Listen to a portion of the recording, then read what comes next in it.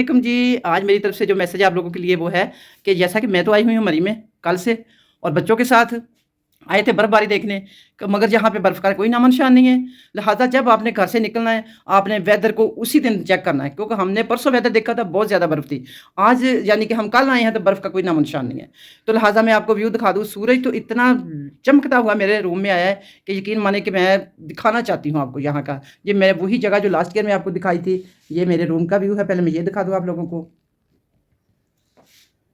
अंबर की छोटी-छोटी दुनिया अपने रूम में सोई है और मेरा अलग से रूम था क्योंकि बच्चों के साथ थोड़ा-सा मैं कोफ्त फ़ील करती हूँ। तो ये है जी, मैं आपको अपने रूम का व्यू दिखा दूँ। ये था। ये शायद आपको लोगों को याद होगा कि लास्ट ईयर में जब मैं आई थी, तो यहाँ के बर्फ़ के साथ ये लदे हुए दरख़्त थे कि बहुत एन्जॉय किया था हमने बर्फ़ के साथ, बहुत ही एन्जॉय किया था। मगर आज यहाँ पे ऐसी कोई चीज़ नहीं है, ठीक है? तो आपने जब आना है जी कश्मीर लॉजिक यानी कि पुराना होटल है यहाँ पे। तो ये हम लास्ट ईयर में भी इधर ही आए थे। हमारी यहाँ पे कोशिश होती है कि यहाँ पे आएँ, ये जगह हमें बहुत सूट करती है। खाना साफ़ सुथरा होता है, लोग अच्छे होते हैं। तो बस मकसद यही आपको बता